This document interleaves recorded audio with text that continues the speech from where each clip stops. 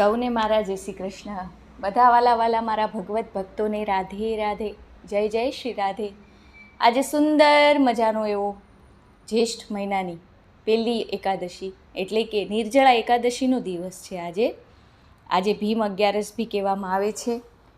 आज निर्जला एकादशी का दिन है जो इतना पवित्र माना गया है कि अगर कोई एकादशी ना हो सके आपसे और आज की एकादशी करके आप दान पुण्य और अच्छे कर्म करें तो आज के दिन के फल से आपको परम पद की प्राप्ति होती है, मोक्ष की प्राप्ति होती है.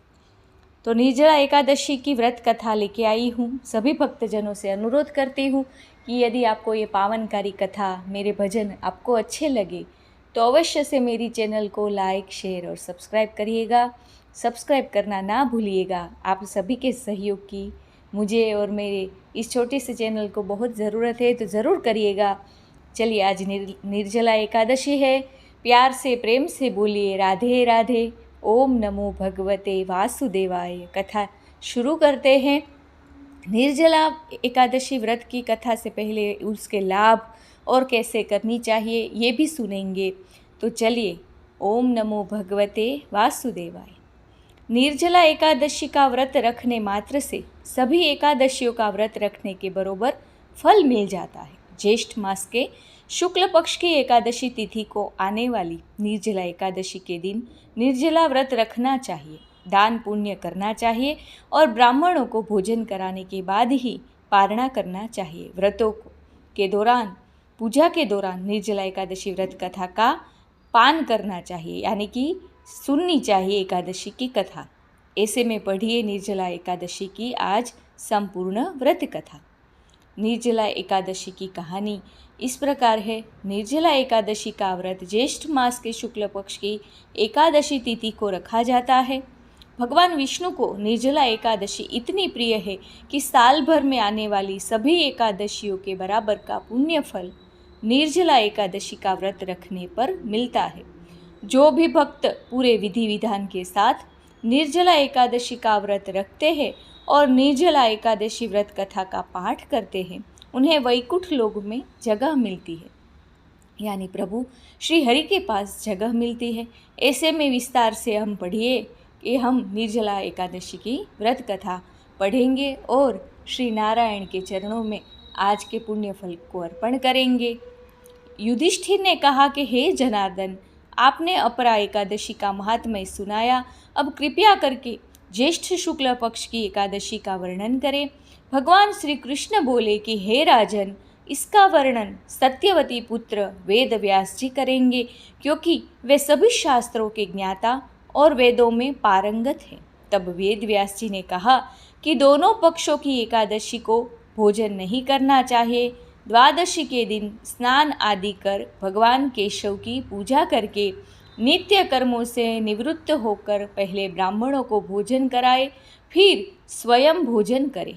जनना शौच और मरणा शौच में भी एकादशी को भोजन नहीं करना चाहिए. पितामह, मेरी बात ध्यान से सुनिए. राजा युधिष्ठिर, माता कुंती, द्रौपदी, अर्जुन, नकुल और सहदेव ये सभी एकादशी को उपवास करते हैं और मुझसे भी कहते हैं, भीमसेन तुम भी व्रत करो. मैं उनसे कहता हूँ, मुझसे भूख सहन नहीं होती है. यह सुनकर व्यास जी ने कहा, यदि तुम्हें स्वर्ग प्राप्त करना है और नरक से बचना है तो दोनों पक्षों की एकादशी को उपवास करो. भीमसेन बोले कि हे महाबुद्धिमान पितामह, मैं सत्य कहता हूँ कि एक बार भोजन करके भी उपवास करना मेरे लिए कठिन है. फिर बिना खाए कैसे रह सकता हूँ. मेरे पेट में वृक नाम की अग्नि सदैव जलती रहती है, जो बहुत भोजन करने पर ही शांत होती है. इसलिए हे महामुनि, मैं वर्ष भर में केवल एक बार उपवास कर सकता हूँ. कृपया कोई ऐसा एक व्रत बताइए जिससे स्वर्ग प्राप्त हो और कल्याण हो सके. मैं उसका विधि पूर्वक पालन करूँगा. व्यास जी ने कहा कि भीम, ज्येष्ठ मास में जब सूर्य वृषभ या मिथुन राशि में रहते हैं, उस समय जो एकादशी आती है उसका यम नियम से और निर्जला उपवास करो. केवल कुल्ला या आचमन के लिए ही जल ग्रहण किया जा सकता है. इसके अतिरिक्त किसी भी प्रकार का जल विद्वान पुरुष को मुख में नहीं लेना चाहिए. अन्यथा व्रत भंग हो जाता है। एकादशी को सूर्योदय से लेकर अगले दिन के सूर्योदय तक मनुष्य को जल का भी त्याग करना चाहिए, यदि तभी यह व्रत पूर्ण होता है। द्वादशी को प्रातः स्नान करके विधिपूर्वक ब्राह्मणों को जल और सुवर्ण का दान करना चाहिए। इसके पश्चात जितेंद्रिय पुरुष ब्राह्मणों के साथ स्वयं भोजन करे।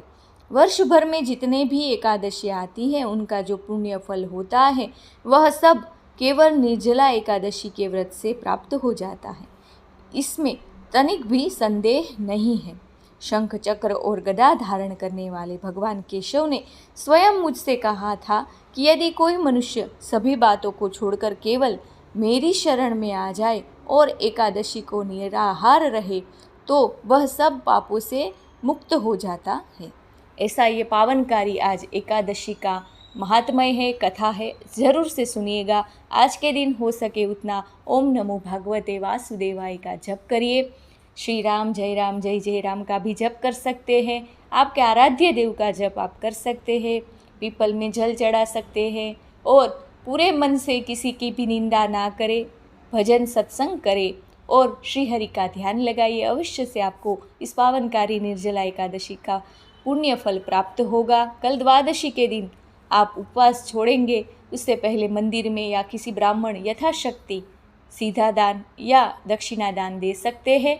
ऐसी पावनकारी कथा है, कलयुग में हमें ज़रूर से हो सके उतना करना चाहिए। अगर आज आप एकादशी ना कर सके तो कृपा करके चावल का सेवन ना करें, यानी कि चावल ना खाइए। अगर आप चावल खाएंगे तो भी एकादशी भंग हो जाएगी, इसलिए चावल ना खाइए। आज चावल वर्ज्य है, इसलिए कृपा करके व्रत ना हो सके तो चावल को त्याग दीजिए आज के दिन।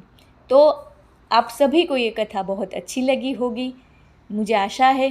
तो ज़रूर से सुनिएगा और लोगों को भेजिएगा। फिर वापस मिलेंगे अच्छे से भजन लेकर। तब तक सभी को मेरी ओर से राधे राधे, जय जय श्री राधे। श्री बाके बिहारी लाल की जय। श्री राम जय जय राम। आर्य वैदिक हिंदू सनातन धर्म की जय हो। गौ माता की जय हो।